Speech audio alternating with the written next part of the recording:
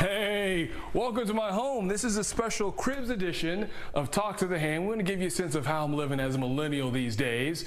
Over here is my office. This is where we come. We do a little work, but we sit down, we think about our day, and we just kind of take a load off. Let's take you back here. We got one of, 3.5 bathrooms. We got 4 bedrooms upstairs, a loft space. And then when people come in, we like to welcome them here because our home is their home. But now look at this open concept space over here. This is our living room. This is where we kind of hang out. You see the fireplace back there. We get that cranked up when it's a little cold. And then on the other side, you got the kitchen. This is where we come, we hang out, we laugh, we cook, we have great meals. Come over here. I'm going to show you this. This is our patio. On a beautiful day like today, it's a great time to sit outdoors and really think about how blessed we really are.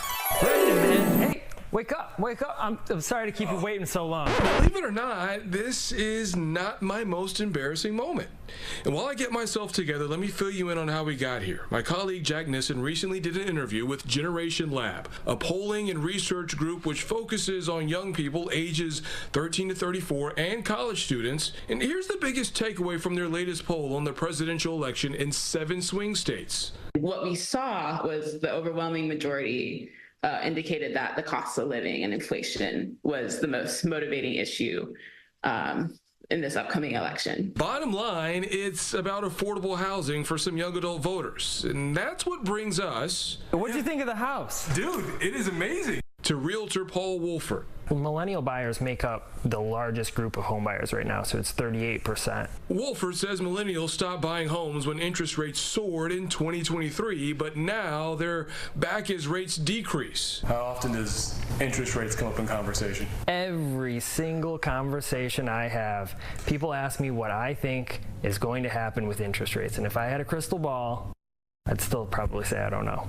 What is going to happen with interest rates? I'm not sure. I hope they go down. If we could see rates around 5%, I think people would lose their minds. Kind of like a Black Friday rush on home buying. While housing is the top concern, Generation Lab says other issues include abortion and reproductive rights, what's happening at the border with immigration, and climate change. Like, why are we seeing once-in-a-generation storms once a year?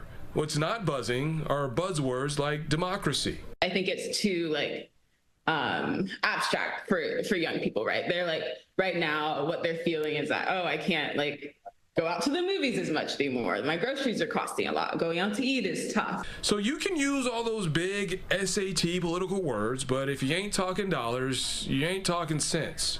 Which brings us to this last thing. Generation Lab's poll asked younger voters what they remember most about President Joe Biden and former President Donald Trump. When we asked it about Biden, they gave nothing as the answer, I don't know, that kind of thing. Versus when we asked the same thing about Trump, the economy was the most common answer. But since this interview, our presidential landscape changed dramatically. President Biden withdrew from the race. He's passed the torch to Vice President Kamala Harris. And former President Trump tapped Ohio Senator J.D. Vance to be his running mate. Vance is the first millennial to run for VP. So things are changing. All we need now is lower housing interest rates. A guy can dream, right? Brandon Hudson for The Pulse.